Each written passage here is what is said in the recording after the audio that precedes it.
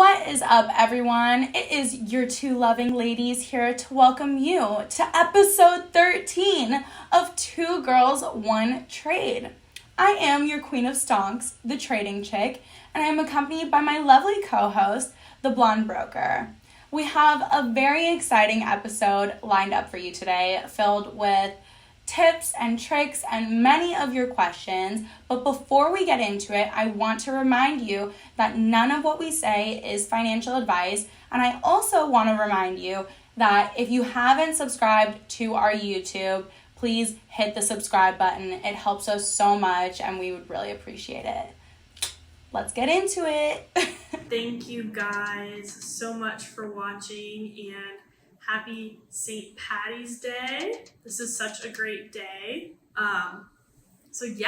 This podcast is sponsored by StockTwits, baby, the best platform and place for you guys to learn about what is happening with all the investments that you own. Watch lists are a simple way to keep an eye on your favorite stocks, ETFs, and most over-the-counter securities, plus more. With the StockTwits app, you can create your own watch list and fill it with as many stocks as you like, or fill it with as many little to keep a very trim portfolio. Your choice. You will also have access to explore current news on the trending page, which is super cool. So guys, go download the app today and let us know what you think. You can comment on our Twitter page or our Instagram or our TikTok. But let's get into this episode. So on this episode, the girls discuss the recent Fed news update, earnings for the girls. Batteries. We are the girls. I did. Did you just refer to yourself in the third person? I'm the neighbor from down the road. Let's roll with it. Let's roll with it, baby. Batteries. And the biggest NFT. We're rolling with it. The biggest the NFT girls. merger to ever exist. And also, another shout out for St. Patrick's Day, one of my favorite days of the year. Super fun. Dallas is always kicking it, but this year I am in Miami, baby. Gonna go out after the podcast, and hope you were all wearing green today and did not get pinched. I did not get pinched, which is pretty cool. Does that mean bad luck if I get pinched? I was gonna say, I hope I get pinched later tonight. Just kidding. Anyways, I have an interesting story for everyone that I want to start off with. I haven't told you this one yet, so welcome to story time with the trading chick. So this week I was on a walk with one of my girlfriends and her cute dog, and we were walking all around New York City and randomly decided to stop and get dinner. And neither of us had credit cards, but we figured, okay, this is going to be fine because everywhere takes Apple Pay. Lo and behold, they did not take Apple Pay, and we were, kind of out of luck. But then I saw these cute guys standing there, and I'm like, maybe these guys can help. So I go up to the guys. I was like, this is really awkward. But we don't have our credit cards and we only have Apple Pay. And this restaurant does not take Apple Pay. So would you mind paying for our dinner, and I'll Venmo you before you pay, including tip and everything. But would you mind doing that for us? It would help us so much. And he's like, of course, bring me your check. So I Venmo him. He pays the check. But then I'm like, what a great way to, get a guy's info that you, think is cute and wouldn't want to approach because maybe the situation is not, appropriate to approach him. But, you want to know who he is because now I have his full name. If I ever wanted to reach out, I could. But, so I'm, thinking this. I'm like, oh, my God, how funny would it be if he, asked me out? Literally, after, 5 minutes after we left, he comments on the Venmo. He comments his number, and then he goes, don't be shy, And then he goes, next time I'll pay for your actual dinner. And I was like, holy shit. Like, I swear. Score. I know. What? I know. But, like, honestly, I was thinking about it, like, even if, like, yes, that was a genuine situation where I actually needed their help, but, like, even if it wasn't, they would never have known. So this is, like, such a scheme to get anyone to ask you out. Like, it's surefire way. So the guy was, like, super hot. Guaranteed. Yes. I, like, was going to the bathroom, and then I was leaving to go back outside because we were sitting outside, and he was, like, coming in to wait for a table, and I, like, made eye contact with him, and I was like, damn. And then he was standing outside to wait for his table, so I just, like, went up to him and his friend. But now I have a date invite. Bold too. And his number. Like, you're already bold, but that's even more bold. Like, that's girls listening out there, you can do it, and this could work. I swear. I'd be down to do this to any guy, like, if I really thought he was cute, because I would never, ever, ever have the balls, like, if I thought a guy was hot at a restaurant, to just be like, hey, No. Can I have your number? You want to go out on a date? Like, I'd rather literally, like, jump off a cliff. That would make my ego just like, go you know to those shambles. guys But you this walk is like past, and you're like, they're so dreamy, but you make eye contact, and it's like, who's gonna say something? And then no you one never does. see them again. Yeah, so this is like the unintimidating way to do it, where it's like damsel in distress, which if they've taught us anything in Disney movies, all guys love a damsel in distress. How So, sweet. I actually like the damsel. That's cute. It's cute. We gotta test that out, like, see what your win rate is with that. Or actually, we could A/B if a test girl it. listener Different does scenarios. this, let us know if it works. Or if you've done something similar to that. Yeah. Or a guy. If a guy's done that. Because I was talking to my other girlfriend about it today. And I was like, imagine if the hottest guy ever came up to you and was like, hey, like basically the same situation but reversed. And she was like, I mean, if he was super hot. Yeah, I guess. Yeah. Because you know they're good for the money when they Venmo you. Like, it's not like they don't have it. Yeah, it's not like you're trying to I'm scheme very them. excited. I know, I'm like... They Venmo you we're gonna first. Clip this as dating advice 101 from the trading chick. Yeah, actually. Anyways, in more market-oriented news, the Fed came out this week with the announcement that they are raising rates by 25 basis points, which is totally in line with what was expected, and the market had a pretty good reaction. Honestly, leading up to the meeting, people were pretty bullish just in general. I mean, they did exactly what they said they would do, but the only thing that people didn't really know and what was up in the air was how many rate hikes they would have in 2022. And the consensus on Wall Street was like between 3 and 5, but the Fed announced that they would have, that they anticipate an additional 6 rate hikes in 2022. So that means 7 total in 2022, which is like pretty massive. Maybe not like, yeah, it's like, it's bullish that they only did 25 basis points, but it's also not bullish that they're having 7 total in 2022. And then with inflation going out of control and like all this craziness, I don't know, we're definitely in for a wild ride in 2022 in the stock market.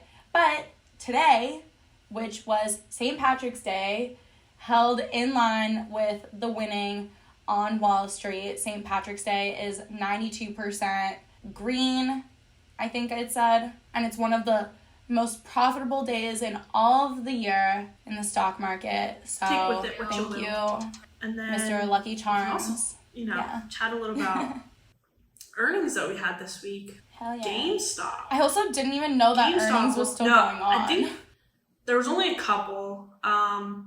One in particular that was important to me, GameStop. They recorded a surprising loss. Oh for my god, the how fourth shocking. quarter. Yeah. Oh, the gaming company that no one goes to anymore. But that was an adjusted net loss of like $141 million, or it was like a $1.86 a share compared to like Wall Street's consensus estimate for their earnings. Their shares were down 9.6% in after hours. So that's like a dyslexic kind of a lot. 69. I don't know if you saw it, but like we can say that 69. There was a knife, like falling knife. So whoever was stuck and couldn't trade after hours, which is why you get Webull, their stocks tanked. So the company's down actually roughly like 56% from a year ago, as investors, I think, are waiting for the broader turnaround. And I'm not too positive that that's going to happen. I think the company's overvalued. I think it's finally seeing like what we predicted would happen, unless they actually launch their NFT marketplace by the end of the second quarter of the fiscal 2022. Which Dude, is I'm rumored over to be these the NFT case. things. This NFT marketplace is not going to save GameStop. I'm sorry. Instagram doing an NFT marketplace. Facebook's gonna do an NFT marketplace. Now StockTwits is probably going to do one. I think we are actually. But like, Yeah.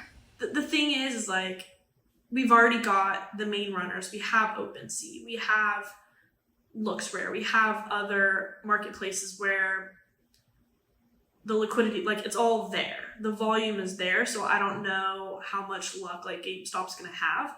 Bottom line, I think they're gonna keep failing if they don't adapt to this future of gaming, like what we're seeing with the metaverse and play to earn games and stuff. I think they're just gonna bust.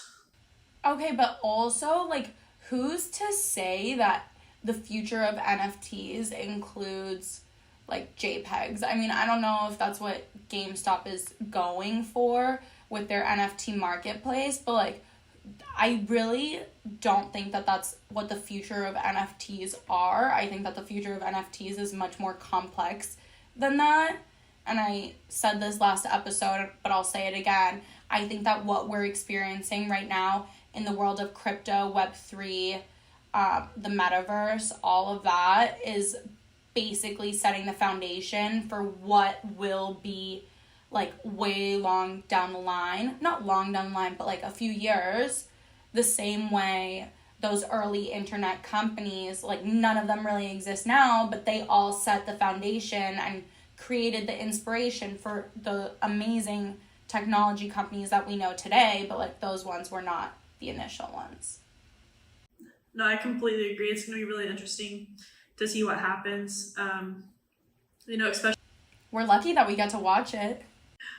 I know we were born in possibly the weirdest time period. But like the dopest time. The dopest. Like we were raised both without the internet and raised like learning all of the cool stuff about the internet and like technology, which like our parents' generation didn't get because they really had to adapt to it, whereas like us, we got to learn with it but also experience life without it, which like the younger, like even 10 years younger than us, they don't get to experience. So like we definitely have a very unique experience with all of it.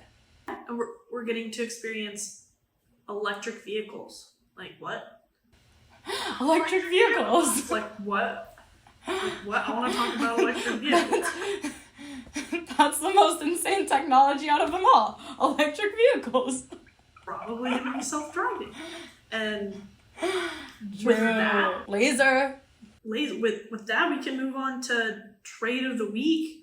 I saw profits out of every corner, from Reddit to Discord to Twitter. People were making so much money on the ticker MULN, Mullen. I don't even know if I'm saying it right. Mullen. Mullet. It's Mullen, right? So the stock, right? It's up all week. So why are we talking about it? Because of batteries, baby. batteries, batteries, batteries. So this company Mullen announced that they had made progress on its next generation solid state polymer battery pack. Why is that important? Okay, So it's not lithium? no, not lithium, which is a huge game cool. changer. And I know solid state is like a big deal in the battery world. Yeah. So this is Damn. like it's gonna be crazy, and I mean I've just seen a bunch of people jumping on it. I think it'll still run for sure, but they last revealed that it's like 150 kilowatt hour battery pack could support 600 plus miles of range. So not 300, 350 that Tesla's doing. Now we're talking 600 miles on a single charge, which is crazy. I don't know how long the charge would last, but on a single charge. And these solid state batteries are considered a safe Okay, I have a alternative to question. lithium. Yeah. What I would want to know, how long does it take to charge? You know, they say a single charge, but how long does it take to charge it? Right. So like Tesla, a single charge, just from experience of being in my friend's car, I think the charge was about an hour, give or take. It charges fast. It charges pretty fast, but then you do have to like wait in line and stuff. So I don't know how long this charge would take, but that'll be interesting to see. So we should be seeing that like in a few quarters. Wow, that's cool though. This is definitely a stock to watch. It's a stock to watch. Another positive is that it is a safe alternative to your typical lithium ion option because they don't include the liquid electrolyte, which is flammable. So we won't really like have that risk of cars. That's definitely a benefit. Yeah. I don't necessarily want to go up in flames with my car. Yeah, I definitely call that one a pro, for sure. We like Mullen, M-U-L-N. Good ticker. And then you also had a fantastic trade this week. Yeah, so I haven't really been trading that much lately just because I've been working on a million different things, and I did my video showing my day in life, which actually took so much effort. Yeah, but today I was watching the NASDAQ. Also, I didn't trade this week because, like, I don't really know. The whole Fed thing and then all the news, it was, like, kind of just wishy-washy. NASDAQ didn't really make any decisions, kind of like, phew. And I just didn't know what to do. But after the Fed decision, it definitely made life a little bit easier on the trading front. So today, I always trade, and I've talked about this so many times, I always trade like SQQQ or TQQQ. Sometimes I'll do a stock, but like rarely. I usually just trade like the triple leveraged of the indices. So people have been saying in my comments like, oh, I'm buying options on this and blah, blah, blah for weeks. And I'm just like, okay, cool. I'm going to stay with my comments. And then today I'm like looking at it, and I was listening to one of the Twitter spaces about live trading. I think like Gervin was in it, Mona was in it, like a lot of these cool people that I love were in it. And they were talking about Amazon, and it was like $9.50, and Amazon was up like over 1% and all this stuff. And like, it was just like rocketing. Everything was going up like crazy. And then Amazon starts to come down, and I saw it make on the 1 minute chart a head and shoulders formation. So then I looked at the IXIC, which is the NASDAQ. I looked at that 1 minute chart, and I saw like a lower high and I saw a lower low, and I was like, hell yeah. So I bought calls on the SQQQ, just 50 cents out of the money. So I think at the moment where I bought it, SQQQ was trading at like around $41. So I bought the $41.50 calls expiring this Friday, March 18th. And I just bought it, sold it, bought like a little bit more, sold a little bit more, and then bought more and then sold it again. And then I was like basically done. But yeah, I made like 35% on that. And now I understand why people love options, because like if I were just trading that, maybe I would make like 1 or 2%. I'd of course like be happy, because you know me, I'm happy with money. Any money that comes my way, I'm happy. And I'm really like, people do talk all the time about like chasing, yeah, green baby. If we're green, we're happy. But people talk about chasing like these gains. They're like, oh yeah, 15%, 20%, blah, blah, blah. And I'm like, I'm just happy with my 1%, 2%. But like, it does feel really good basically playing the same trade and making 35% on it. But I guess like the point to emphasize here with options is that like your risk management has to be spot on. Like spot on. Yeah, especially with them expiring like in a day and a half. Spot on. You have to be. So, I don't know if it's for me yet. Maybe I just got lucky. Since it is St. Patrick's Day. They could call it beginner's luck, but it was a green day, and I think you knew what you were doing, and you made more than what you were hoping to make. I mean, that's incredible. And you're out of your comfort zone, so I'm proud of you. True. Thanks, game. Love you. Mwah. I feel like I look like Oscar the Grouch. I don't know who that is, but you look hot. You don't know who Oscar the Grouch? Sesame Street? You know, I like really don't remember the names of everyone. Oh no. Okay, we're gonna have to throw it back, because when we have kids, this is a show they for sure have to watch. When we have kids together. Yeah, when we have babies. You and I have kids. Yeah. Well, hell, I mean, my trade of the week was really claiming my Ape token. So today was really, really huge in the cryptocurrency and NFT space. Like, we had the biggest NFT merger of all time, like ever. So Yuga Labs, they're the developers of Bored Ape Yacht Club. They purchased CryptoPunks, which means they bought the intellectual property. It was, I don't know if anyone saw it coming. It's huge conglomerate. Like, those are the two most iconic NFTs that exist so far. And if you own one, you're doing wonders. Like, if you got in early, you're so lucky. Like, you've made a lot of money, or even if you bought them when ETH was low, like, it's just incredible. And to see them purchase the intellectual property rights of CryptoPunks collection, it's a huge merger. So now they control 3 of the most valuable NFT collections in existence: the Bored Ape Yacht Club, the Meebits, which I don't own one, and I definitely don't own a CryptoPunk, but those are amazing. And then OpenSea obtained data. More than 1 billion worth of Bored Ape Yacht Club NFTs have been traded to date. So this makes the project the second largest NFT collection of all time by trading volume.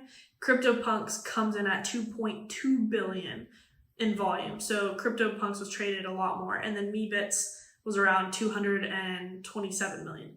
So if that's not enough, Bored Ape Yacht Club just announced the launch of their Ape token. And mommy is going to the moon because my mutant ape qualified for Ape tokens. Hell yeah. So what is wait, I have a question. I wanna interject. Okay, so what I think is interesting about what you just said is $1 billion of Bored Ape Yacht Club NFTs have been traded. I actually have 2 things. So the first thing is that NFTs have a royalty. So I don't know what the royalty is on Bored Ape Yacht Club, but the standard is 10%.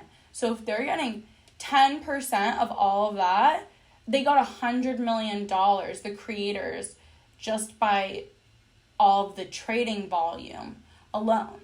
The Bored Ape Yacht Club, all of it together, doesn't have to be worth $1 billion, but because, and it doesn't even have to be worth $100 million, but because so much of it is traded, they could accumulate $100 million just from the royalties alone. At that point, it's passive income, right, for them. Oh, which is so interesting to me.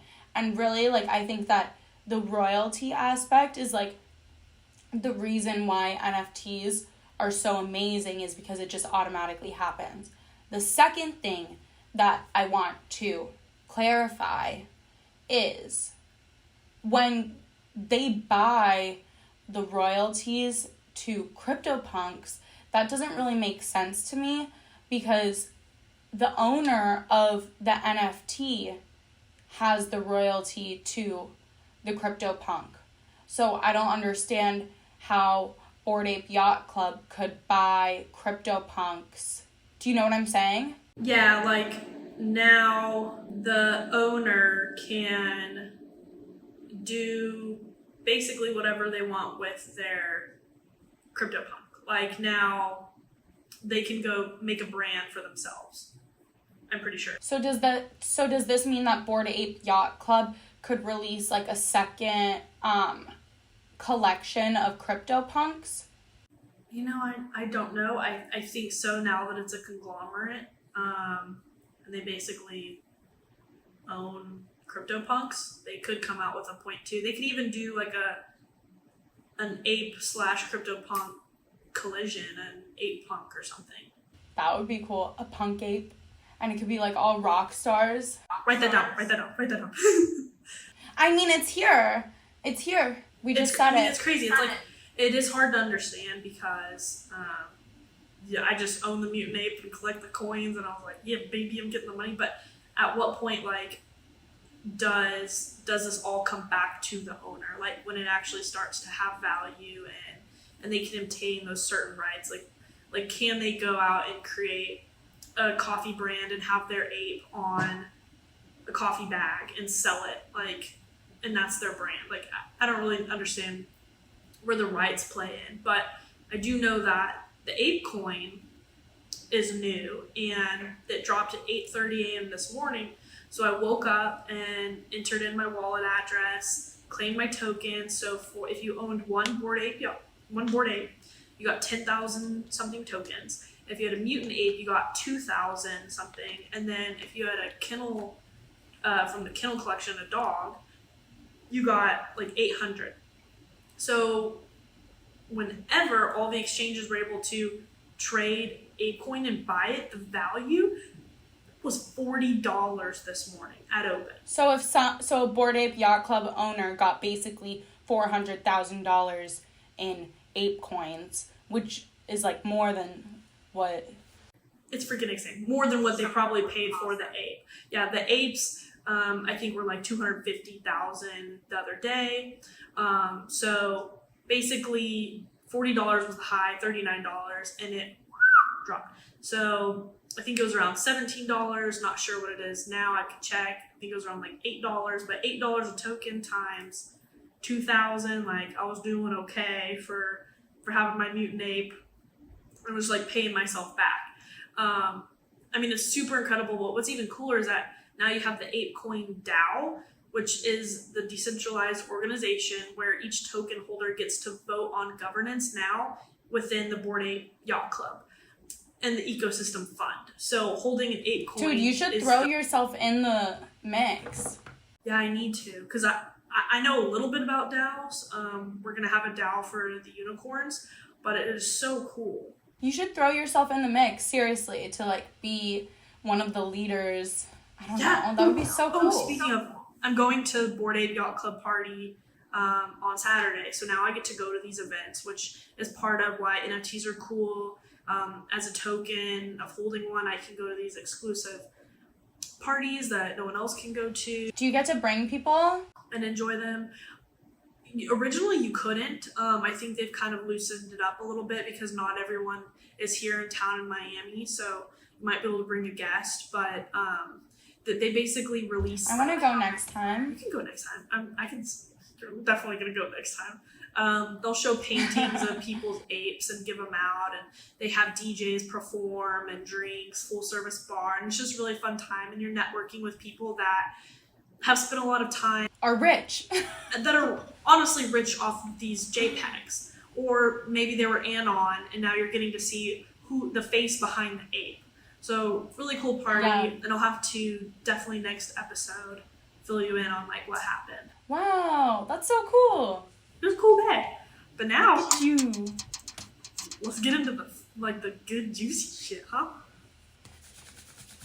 Questions. Did someone say they have a question? I have a question. Do you have a question? We all have questions.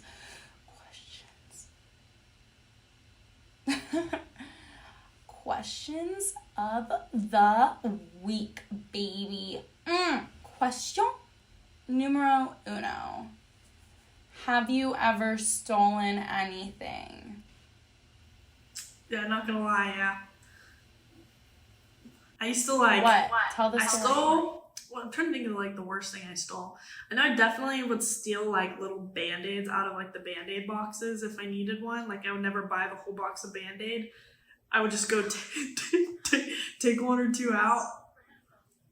I think in high school I stole like makeup. I'm one of the reasons why the security cameras are there in each aisle.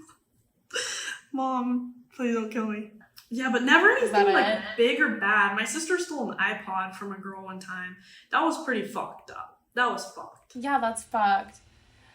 Okay, so one time when I was little, we were in like this cool science store that was near my elementary school, and there was like this like cool like lava timer thing. It was like a normal timer that like the sand timers, but it was with lava. And like my mom handed it to me, and like I thought that meant that she bought it for me, and I was like in a stroller or something. So I just like kept it with me in the stroller. She didn't buy it for me. So I like technically stole that, and then she had to go back the next day and pay for it. But I like loved that thing. I was like, this is so cool. And then the other time that I stole something, it was in like there was like this diner thing on my campus that had like hamburgers and chicken fingers and all this stuff. But like you could get the hamburgers and chicken fingers, you could either pay for it, or if you had a meal plan with the school, it would be like considered a meal. So you could just like swipe for it as a meal. So one time I like got the chicken fingers or whatever, and I like asked them to swipe for it as a meal, but they charged my account like $8 for it. So I stole $8 in snacks. Yeah, you were hungry. You had to feed yourself. Yeah, I just felt like it was fair. They make so much money at school lunches though. I mean, like honestly, those dining dollars or dining passes were like the ripoff. Okay, question 2. Have you ever cheated on a guy? You went straight for the... She's like avoiding the question. She's like, we're never going to question 2. I wouldn't say cheated. I had the habit of extending and delaying the breakup process in relationships where maybe the last couple of months or year, I'm not in it. Like, I'm totally been wanting to break up for a long time, or like maybe was interested in someone else, emotionally cheating. But I mean, it's definitely like bad enough. Like, and this was multiple times too. This wasn't just like one boyfriend. It's just like emotionally, it's like just end it. Like, just end it if you're not there, and that way it's not considered anything else. I agree. For me, so I've only ever had one boyfriend, and it was when I was in freshman year. Yeah, I was in freshman year of college. He was a senior, and then he graduated. And like, of course, this was like my first love. Like, I was so obsessed with him. It was also the first guy that I ever slept with. and like I was literally just like obsessed with him. So he was also from Miami too, and like we broke up before school ended, but then like in Miami over the summer we were both there, and I was like, babe, please, like I was like, this is the love of my life, like I'm gonna marry him, like please be with me. And he was like, no, like I'll only be with you if it's like an open relationship. It's either, basically he gave me the ultimatum, it's either an open relationship or no relationship. And me being like the love struck like 19-year-old that I was like, okay, let's do an open relationship. What I had no intention of like being open or anything, but I was just like, whatever. So then I go back to school. And then of course I'm surrounded by all these boys, frat boys everywhere. And I get a call. I don't want to be in an open relationship anymore. Like, we're either together or we're not together. And I was like, no. You chose to have an open relationship, so that's the way that it's staying. So in his head, though, I do think that he thought that we were in a committed thing. But in my head, I was like, fuck you. Like, you're the one that like put this whole open relationship thing on the table in the first place. So I'm gonna do whatever I want to do. And then of course I was like making out with guys all the time because I was in college. But yeah. Yeah, I mean, what else are you gonna do? Yeah. Study, make out. But other than that, no. That's not bad. Yeah, no, I don't think it's bad. The third question, have you ever talked to two guys at once? 1000% yes. Yeah, I feel like that can kind of fall in place of two, like not really putting your eggs all in one basket in the talking phase. But as long as the other person knows about it and you're not like exclusive, then I think it's okay. I think so too. I just always assume the guy's talking to someone else too. That way. Yes, I think that the rule of thumb is until you're single until you're not. Yeah. Anybody want to date this? I can't wait for these videos or pictures to come out. I didn't even think about how to take all these feathers out, but If you were stranded on an island, what would you choose to take with you? ooh, immediately I want to say my cat, but then I know at some point it's gonna come down to immediate like hunger and this starvation that takes over, and do you eat your cat or not? So I'm not gonna take my pet because I don't want to have to answer that question. Maybe like snorkeling gear. Yeah, that's a good one. I think I'd bring a lighter. Honestly, I don't know how to do flint and make fire this way.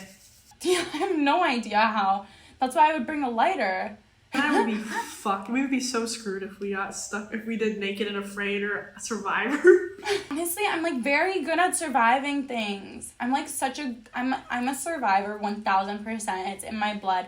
My grandma was in the Holocaust. I am a survivor through and through. I feel like I would make it. I'm like so creative on random things. Let's do, you know what? I'm gonna see if you're not all talk, let's go camping and do. I don't want to go camping. We could go glamping. You would. I'm done. We can go glamping. That's so funny. Okay, question 5. What would be your stripper name? Crystal Diamond Jewel. Knew it. No one else knows why that's funny.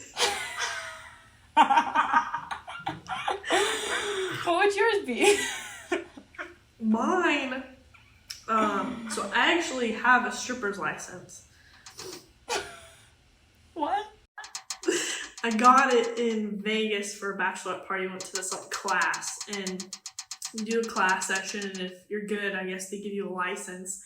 And we're sitting there in line getting these little like an ID printed out, and you have to like register and stuff. And so I'm in line, and she goes, "Ma'am, what's your stripper name?" And I was like, oh, we gotta pick. And I was like, I don't know. And she was like, think of something like, you know, where you lived, what do you like to eat, things.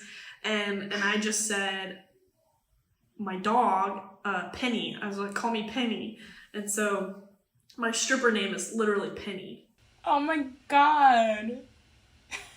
Because it was my first dog. It was a golden retriever. It's funny that you're also with like trading and pennies, and you trade the OTC, you trade the penny stocks. I did trade penny stocks. It was a sign. I should have listened back then that I knew I was going to be like in the money business, just not in the stripper business.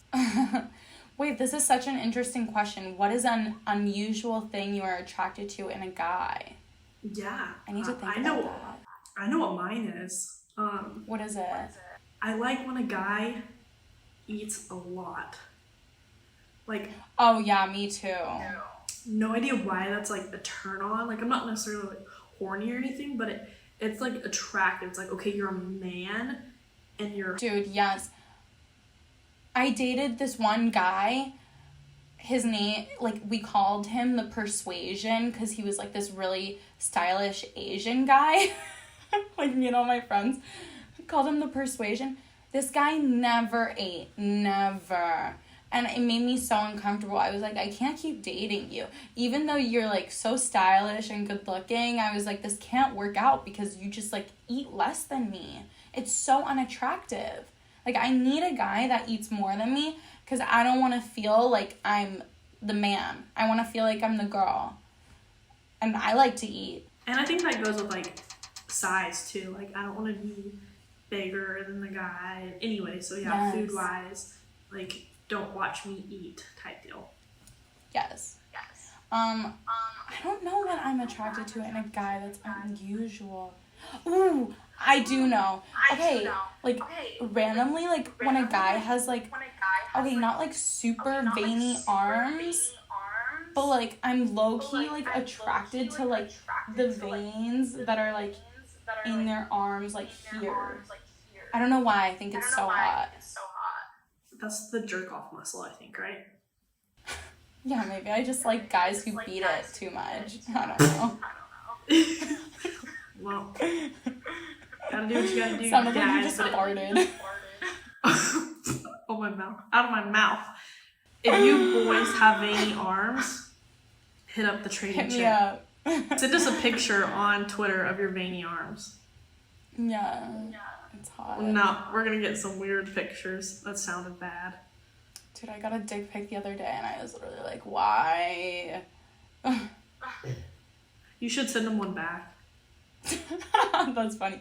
But then I don't want to open my DMs to people. Would you rather have $50 million or a pet dragon? Dragon. I'd take the 50 mil. Hell no, 100% the dragon. I played World of Warcraft for years, and the whole goal is to, like, find this egg at, like, level 90, 99 to hatch a dragon and ride the dragon. What the Just heck? Miami things. Dude, I swear I've seen more cop cars here than, like, any city I've ever been in. Dude, don't even get me started on New York. Someone was murdered 200 feet away from my apartment. Question number 8. Why did you choose NYC over Miami? I think that's to me, but we could also ask that to you on the flip side. I chose NYC because 1, it's the best place in the world. 2, best restaurants in the world. 3, literally just best everything in the world. Anywhere you are in the city, you can walk 1 block and get anything you want. If you want to find the most obscure thing, like if you're in the mood to just like find a bunch of pebbles, there's a pebble store. If you want to find like the most random things, there's a store for it. But that's not the reason why I moved here. The reason why I moved to New York is because I'm actually starting a company in New York, so I moved here to work on that, and just all of the other benefits are not deterring me at all. Mm-hmm. And I love Miami. I mean, New York too. Well, shit, I just said Miami. I like both. I actually really enjoyed New York. New York is very I think the inhabitants are more focused on stocks and trading from what I've just seen. And then Miami is like crypto capital. Like it's crazy how many people do venture funds and are just into like, there's Bitcoin conference coming up. I'm speaking at Shitcoin conference. This is where you want to be if you're doing like Forex trading, any type of crypto stuff. And the warm weather is nice, but also like New York, you're finding the same type of people that are like-minded and driven and are just kind of go-getters and are striving to make as much money as possible. And I think I like that about both. So I'm still like indecisive on where I'm gonna live, but I know that I do like both places. I mean, I also, I love Miami. Like, I'm from there. But you know what they call Miami? A sunny place for shady people.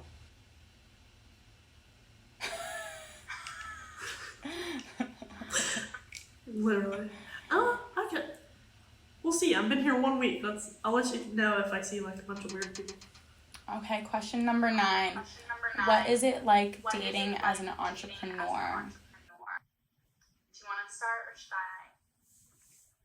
I could go real quick. I think it's hard because you're trying to find someone who is just as driven as you are and that you can have intellectual conversations with. Like, you don't want to be the only one talking about current news going on and finances and your passion for your work field or whatever it is. Technology, something. So I think it's hard, but there are people out there that are the same. And you might not even like to talk about that stuff, and that's fine. But that's just what I'm looking for as an entrepreneur, yeah. So my thing with it, I agree completely with literally every single thing that you said. But another thing that's like really hard for me is I'm also at an age where I'm still trying to find exactly who I want to be. And I'm also at a point in my life where my schedule really doesn't have the flexibility to be around, to be molded to another person's schedule. I really need to be focused on myself and doing what I need to do to live the life that I am meant to live. And I don't know, to me, like a boyfriend, it's a constant struggle for me. A boyfriend, I don't know if it fits in the equation at the moment. But also I haven't met anyone, to your point, who is like fun. What I'm looking for is like a best friend who's super smart. I want a best friend who's super smart that I'm also attracted to. And it's very hard to come by. And I don't want to say that we're both like geniuses or anything, but I do think that kind of the more, I do feel like our pool is just smaller because we have such a more niche group of interests. But also I would probably be happy dating someone who's an artist or I don't know. Like a doctor. Or a doctor, but I don't know. Like they would have to be at least semi-interested in what I'm interested in, because I really don't like dating guys that have no clue about my world, because I want them to be my adventure buddy through and through. And that's at like dinners too. You want to be able to talk about, if you made a good trade at dinner or something big that happened in the market, or because we're up pre-market, we're up market open till market closes, and we're still doing stuff with stocks after trading hours. Or someone who's just like interested in what technology is happening. Like, you don't even have to tell them about like the trade specifically, but like, oh, how cool is this? Like, Desktop Metal just acquired like this company for like the ear implant, blah blah blah bullshit, But like, if they take interest into that type of stuff versus like Is it a guy that's just sitting around wanting to, like, drink beers with his friends and play video games and, like, is kind of dismissive of your ambitions and, like, your desires and, like, thinks it's weird that you're trying to, like, create content and all this stuff. Like, I don't want to date a guy that thinks, like, my ambition is weird or, like, unattractive. Right. So it's hard. It's definitely hard as an entrepreneur. How much money should you make monthly to do trading full time? That's such a tough question.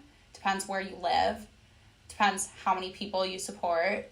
It depends, like, a million different things. But I'd say whatever your monthly expenses are, double that. Yeah, and I'm even going to say, like, triple that too, just in case we do go into, like, recession or downtrend and rainy day. People are really struggling making money, I'd say. Rainy day fun. Number 11, what is the most important skill to be successful? I was thinking about this a lot, and I think that the most important skill to be successful is even when you don't want to do something, and even when you're feeling down about it, you approach it with a positive attitude, and you're just like, I'm gonna do it. I have to do it. Like, we're just gonna do it. Literally Nike. Just do it. I need more of that. Just do it. Just do it. I need more of that. Just do it. Mine would be motivation. I think that falls along with what you're talking about. So maybe communication, because I'm very big on networking. I think networking is so important and crucial during this day and age. So, I do think, like, a college education is fantastic. I love my degree. I don't think the company that I came out of college working for would have hired me if I didn't have that degree. But I do agree with the line of it's all about who you know, because the further I get along, not in my career anymore because now I'm a full-time trader, but it is about who you know. Like, I'm meeting people that are introducing me to other influential, like, leaders in the space. Dude, I agree with that so much. So I think that's super important as well. We've met so many people, like, especially through Twitter, and that's one of the reasons why I'm so grateful and proud of myself, even for, like, starting my Twitter account, is because I've met so many people just through Twitter that I would have never in a million years been able to, like, have even a meeting with had I just stayed in the corporate ladder. I mean, yeah, Blonde Broker is the best person that I've ever met. Come on. But no, seriously though, like, it really amazes me all the time. I'm like, I'm a 24-year-old girl who has had access to probably the most influential people that exist in this planet, all because of Twitter.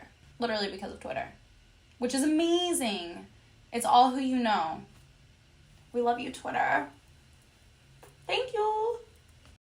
Anyways, should we close it out? Yeah, I think with that, we're done for episode 13. Yay. What do we say in closing? I am healthy. I am wealthy. I am rich. I am that bitch. Period. 2 girls, 1 trade. Signing off. Peace, bitches. Love you. Also, follow us on Instagram, Twitter, TikTok, at The Trading Chick, at The Blonde Broker, at theblondebroker.eth on Instagram, and then 2 girls, 1 trade. All of it is linked in the information below, and don't forget to subscribe. We love you. Let's get it. Bye, everyone. Hi, everyone. We have a very exciting announcement for you today. If we hit 100,000 subscribers by August 26th, one lucky fan will have a chance to hang with us in New York City. It gets better. You won't be coming alone. You'll get to bring a friend. We'll fly you both first class, stay in a dope hotel, and go on a double date. With us at one of New York City's most exclusive restaurants. We will sugar mommy the whole thing. We have fun activities planned for the entire weekend, including $5,000 to each of you in any currency you choose. So hit the subscribe button, and we can't wait to see you in New York.